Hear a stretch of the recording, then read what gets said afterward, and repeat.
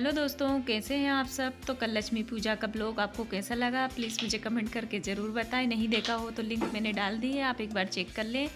और आज है गोवर्धन पूजा, तो हमारे यहाँ पर काफ़ी धूमधाम से आज का दिन मनाया जाता है। और हमारे घर में बहुत ही पूरा दिन पूजा पाठ में ही लग जाता है। और आज बहुत ज़्यादा काम होता है, जैसे लक्ष्मी पूजा के दिन होता है उसी तरह हमारे यहाँ दूसरे दिन भी होता है। तो अभी बज रहे हैं सुबह के 5:30 और मैं नहाकर तैयार हूँ। तो चलिए कुछ थोड़ा सा कल का मैं आपको नज़ारा दिखा देती हूँ।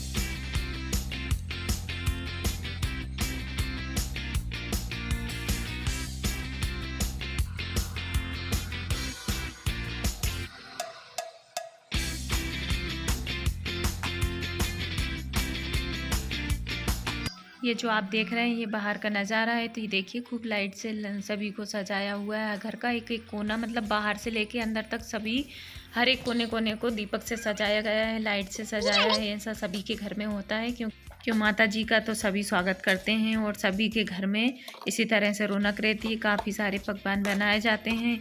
तो माता जी सभी के घर में अच्छे से आशीर्वाद दे के जाएँ, सबका घर खुशियों से भर दे, यही आशा है। तो ब्लॉग को आगे बढ़ाते हैं। अब चलते हैं गोवर्धन पूजा के दिन।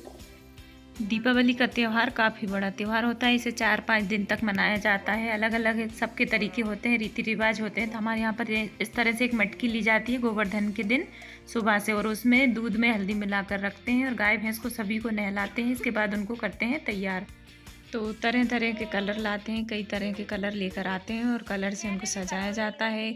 जैसे सफ़ेद गाय हो तो उसको मेहंदी लगाई जाती है और इस तरह से उनको सजाते हैं। तो ये देखिए सभी लोग लगे हैं गाय भैंस को तैयार करने में। तो ये जो वाइट कलर में जो टी शर्ट पहन रखी है वो है अन्नू भैया, ये बड़े वाले देवर हैं। ये उनका बेटा है देवांग, और ये इधर से आ रहे हैं जो ग्रीन शर्ट में है, ये हैं हमारे सोनू भैया जो सबसे छोटे वाले भाई हैं। तो ये त्यौहार पर ही कभी कभी आते हैं, ये रहते हैं बाहर तो मशीन वगैरह चलाते हैं। तो अभी आए हुए हैं कुछ दिन से। तो ये देखिए कितने अच्छे से, इनको बहुत ही ज़्यादा शौक़ है गाय भैंस को तैयार रखने का और साफ़ सुथरा रखने का। ये हैं हमारे ससुर जी, हमारे पापा। तो ये कर रहे हैं पूजा। तो गाय भैंस तैयार हो चुकी हैं, इसके बाद उनकी पूजा होगी। तो गाय को रात को भी पूजा था और अभी सुबह भी पूजा होगी। और इसके बाद में बाकी के जो छोटे बड़े सभी गाय भैंस है सभी की पूजा होती है और उनके लिए स्पेशल खाना बनता है।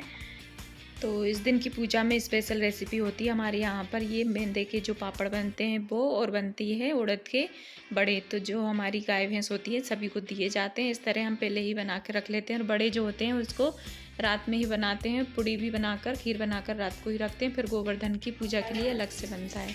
तो ये देखिए यहाँ पर हो रही है सभी गाय भैंस की पूजा।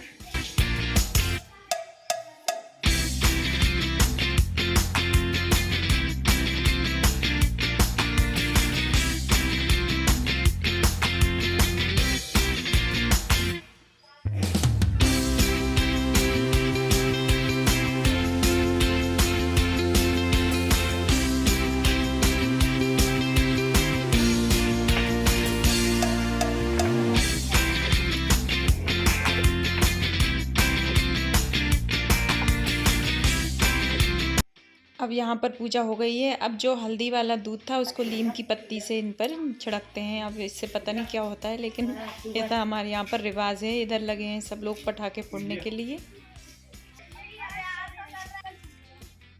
क्योंकि इस बार सौम्यती अमावस्या पड़ रही थी। तो वो थी 2 बजे तक। तो 2 बजे तक हमें पूजा भी करनी थी, क्योंकि मैं रहती सौम्यती अमावस्या का व्रत करती हूँ। तो मैं करती हूँ तुलसी जी की परिक्रमा, लगाती हूँ 108। तो ये हम यहाँ पर पूजा करके फ्री हो गए हैं दोपहर तक, मतलब 2 बजे तक हम फ्री हो गए थे। इसके बाद ही हमने बनाया था गोवर्धन, क्योंकि 2 बजे के बाद ही अब की बार पड़मा थी और इससे पहले थी सौमती अमावस्या। तो सौमती की पूजा हुई और यहाँ पर हम तीनों बना रही हैं। देवरानी, ये है मम्मी मतलब सासू माँ, और ये हूँ मैं। हम लोग बना रहे हैं गोवर्धन। तो ये देखिए आप, हमारे यहाँ पर इस तरह से गोवर्धन बनता है।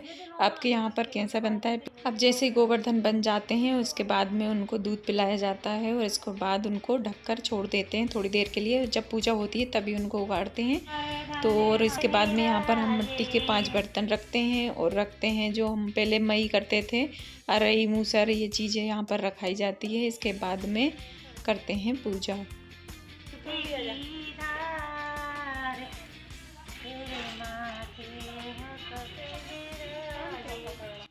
पूजा में आटे का दिया बनाते हैं और उसमें चौमुख लगाते हैं, मतलब 4 बत्ती लगाकर दिया तैयार करते हैं और मोरपंख से गोवर्धन जी को लगाते हैं मोरपंख। और इस तरह से एक चांदी का सिक्का लिया जाता है जिससे और उनको सभी तरह के भोग लगाए जाते हैं। इसके बाद में जो सिक्का होता है चांदी का, उससे गोवर्धन जी के कान पर लगाते हैं उनको, मतलब। और इसके बाद में सभी लोग, घर के सभी सदस्य करते हैं आरती और हवन करते हैं। तो ये देखिए इस तरह सिक्के को इस कान पर टच किया जाता है गोवर्धन जी के 5 से 7 बार। अब हो गई थी पूजा से मैं फ्री, सबने खाना खा लिया था तो थोड़ा सा टाइम बच गया था। तो मेरे पास कुछ मावा रखा था तो मैंने सोचा चलो कुछ बना लेती हूँ, क्योंकि गुलाब जामुन मुझे कम लग रहे थे, पहले ही बना लिए थे तो सभी लोग ने खा लिए तो थोड़ा सा कम लग रहा था। तो आज मैं कर रही हूँ गुलाब जामुन की तैयारी। तो यहाँ पर सारे गुलाब जामुन मैंने बना कर रेडी करके रख लिए। तो चूल्हे पर ही बैठ कर यहाँ पर मैं फ्राई करूँगी। तो चूल्हे पर बहुत अच्छे से काम हो जाता है, आराम से बैठकर। खड़े खड़े पैर दुखते हैं यहाँ पर नीचे जब हम काम करते हैं गैस के पास। तो यहाँ पर बैठकर मैं बढ़िया आराम से गुलाब जामुन फ्राई कर रही हूँ घी में। तो गुलाब जामुन मैं कैसे बनाती हूँ उसकी वीडियो मैंने पहले अपलोड की हुई है, अगर आपको देखना है तो लिंक मैं आपके साथ ज़रूर शेयर करूँगी, आप चेक कर लें। तो गुलाब जामुन को बहुत धीमी आंच पर ही फ्राई किया जाता है। तो गुलाब जामुन बनकर तैयार हो गए थे। तो जैसे गुलाब जामुन बन गए थे तो मैंने सोचा चलो थोड़ी सी मावा बर्फ़ी बना लेते हैं, क्योंकि गांव में सभी लोग आते हैं घूमने के लिए घर पर। तो नाश्ते में कुछ ना कुछ तो 1-2 आइटम तो देना ही पड़ता है। तो थोड़ा सा कम लग रहा था, 2-3 आइटम ही बन पाए थे। तो मैंने सोचा चलो मावा बर्फ़ी बनाते हैं। इसके लिए मैंने कढ़ाई में मावा डाला और उसको हल्की आँच पर मैंने उसको सेंक लिया। इसके बाद चाशनी ली। जैसे मैंने 250 ग्राम मावा लिया था, 200 ग्राम शक्कर ले ली और उसको इस तरह से चाशनी बना ली 3 तार की। तो इसकी चाशनी हमें थोड़ी सी गाढ़ी लेनी पड़ती है। आप इस तरह से एक बर्तन में गिरा कर देख लें चाशनी, जैसे ही आप इसको गिराएंगे इस तरह से 3 तार आएंगे। आप दोनों उंगली को इस तरह से टच करेंगे ना तो अच्छे से 3 तार आना स्टार्ट हो जाएंगे और ये गाढ़ी हो जाएगी, मतलब चिपकने लगेगी हाथ से। समझ लें आपकी चाशनी तैयार है। तो मुझे थोड़ी सी लग रही थी कि थोड़ी सी पतली है, तो मैंने थोड़ा सा और इसको इस तरह से और थोड़ा सा इसको मतलब पका लिया। ये 3 तार की चाशनी हमारी तैयार हो गई है। अब इसी में मैंने डाल दिया मावा, जो हमने थोड़ा सा हल्का सा इसको भुना था। तो मैंने मावे को डायरेक्ट ही इसमें डाल दिया था, हल्का सा भूनकर। आप ज़रूर भून लें, क्योंकि भूनने के बाद में मावे में बहुत अच्छा सा टेस्ट आता है और मावा बर्फ़ी बहुत टेस्टी लगती है।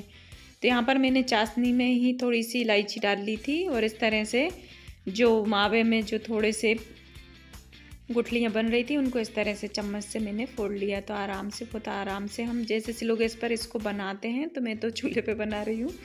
तो गैस पे अगर आप बनाएं तो बस स्लो गैस कर लें और इस तरह से इसको घुमाते जाएंगे तो आपकी सारी जो इसमें जो गुठलियाँ हो रही हैं सारी फूट जाएंगी। तो आपको इस तरह से बस इसको चलाते ही रहना। अगर आपने थोड़ा सा भी इसे छोड़ दिया तो नीचे ये जल जाएगा, क्योंकि शक्कर और मावा दोनों ही चिपक जाते हैं कढ़ाई से। तो आप स्लो गैस को कर लें। मैंने तो यहाँ पर लकड़ी थोड़ी कम कर ली और बहुत स्लो गैस पर इसको पका रही हूँ और इसको इसी तरह से पकाना है। तो पहले जैसे ही चाशनी 3 तार की हो जाती है, हम मावा डाल देते हैं तो वो वापस से पतली हो जाती है। तो जितना हमने इसे पहले पकाया था उतना ही इसे हमें बाद में पकाना है। और ये कुछ इस तरह से वापस से मतलब चाशनी गाढ़ी होने लगेगी। तो ये देखिए वापस से थोड़ी सी कड़क होना स्टार्ट हो गई है। अगर आप मावा डालते हैं और गीली हो जाए तो आप बिल्कुल भी नहीं घबराएं। आप इसे बस लगातार इस तरह से चलाते जाएं। जैसे ही आप बार बार इसे चलाते जाएंगे, पकाते जाएंगे, तो शक्कर जो है वापस से कड़क हो जाएगी। अब इस तरह से एक बर्तन में गिरा के देख लें। जैसे ही आप इस पर डालेंगे तो एकदम से गाढ़ापन इसका आ जाएगा। तो समझ लें आपकी जो मावा बर्फ़ी बनाने के लिए आपका मावा तैयार है। तो इस तरह से कढ़ाई में से वो खुद ब खुद आप इसे इस तरह से छुटाएंगे ना, तो ये देखिए अपने आप ही कढ़ाई से मावा छूटना स्टार्ट हो जाएगा। तो आपका बिल्कुल मावा एकदम से परफेक्ट तैयार है मावा बर्फ़ी बनने के लिए। तो यहाँ पर मैंने एक थाली में घी लगा लिया था और इसमें सारा मावा डाल लिया है। तो इसका कलर भी आप देख सकते हैं, बहुत ही प्यारा लग रहा है। इस तरह से मिठाई बहुत अच्छी लगती है। आप इसे अगर कलाकंद बनाना चाहें तो इसकी चाशनी जो है थोड़ी टाइट नहीं करेंगे तो आप इसका कलाकंद बन जाएगा, और इस तरह से आप थोड़ा सा टाइट कर लेंगे तो इसकी बर्फ़ी बन जाएगी। क्योंकि मुझे तो बर्फ़ी बनाना है इसलिए मैंने इसको टाइट कर लिया है। तो आप इस तरह से बहुत आसानी से बर्फ़ी घर में ही जमा सकते हैं। किसी किसी की प्रॉब्लम रहती है कि वो बनाते हैं तो उनका मतलब मावा अच्छे से जम नहीं पाता। तो ये देखिए मैंने तो मुश्किल से 5 मिनट लगे और 5 मिनट में मैंने बर्फ़ी काट कर तैयार कर ली है। तो बिल्कुल बहुत आसानी से सारी बर्फ़ी कट कर तैयार हो गई है। तो आप भी इस तरह से बना सकते हैं। बस ये रहता है कि जैसे ही आप पहले चाशनी लो तो उसको 3 तार की ले लें, इसके बाद में मावा डालेंगे तो इसके बाद वो चाशनी गीली हो जाएगी। तो उसको लगातार चलाते ही जाना है, उसको उतारना नहीं है। अगर आप बीच में उतार लोगे तो वो एकदम चिपचिपा मावा रह जाएगा और आपकी बिल्कुल भी बर्फ़ी नहीं जम पाएगी। तो इस तरह से आप उसे चलाते जाएं और वापस से उसे खूब टाइट कर लें। और इसके बाद एक थाली में घी लगाकर मावे को उसमें डाल लें और इसके बाद में थोड़ा सा उसे ठंडा कर लें। ठंडा करने के बाद इसको इस तरह से इसके स्लाइस बना लें और इसको फ्रीज में रख दें। ये देखिए इस तरह से बहुत ही बढ़िया सी बहुत ही टेस्टी लगती हैं। आप चाहें तो इसमें कुछ ड्राई फ्रूट्स डाल लें, मैंने कुछ भी नहीं डाला है, ऐसे ही इसको बना लिया है। अब इसे ये बिल्कुल खाने के लिए रेडी है। ना तो हमने इसमें मैदा डाला है ना सूजी डाली है, बिल्कुल एकदम प्योर मावे। बिल्कुल आप इसे व्रत में भी खा सकते हैं। बहुत ही इजी रेसिपी है, बहुत अच्छी, खाने में भी बहुत टेस्टी लगती है। अब हो गई थी शाम, तो शाम के टाइम हमारे यहाँ पर इस तरह से गोवर्धन को मतलब जैसे गाय का जो बच्चा होता है उससे खुनवाया जाता है। अगर बच्चा नहीं होता तो ट्रैक्टर भी यहाँ पर ले आते हैं, ट्रैक्टर से खून देते हैं, मतलब मचा देते हैं गोवर्धन को। तो ये देखिए उसकी पहले पूजा की जाती है, उसको गेहूँ खिलाया जाता है, इसके बाद में उससे मतलब गोवर्धन को खुजवाया जाता है, मतलब मचवाया जाता है। तो यहाँ पर हम सब लोग कर रहे हैं पूजा, अलग अलग उसकी पूजा की जाती है। दूध से उसके पैर धुले जाते हैं और जिसका भी वो बच्चा होता है उसको पैसे दिए जाते हैं। तो यहाँ पर सोनू भैया लेकर आए हैं उस बच्चे को।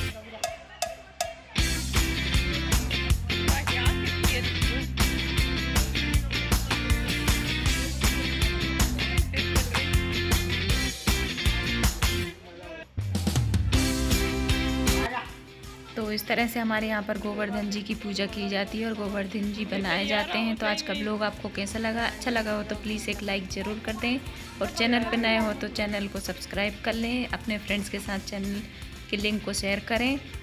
तो मिलते हैं एक नए ब्लॉग में। तो कल है भाई दूज और भाई दूज का ब्लॉग मैं आपके साथ ज़रूर शेयर करूँगी। तो आप लोग इसी तरह हमारे चैनल पर बने रहें और सपोर्ट करते रहें। तो मिलते हैं नए ब्लॉग में, तब तक के लिए बाय, राधे राधे, जय श्री कृष्ण।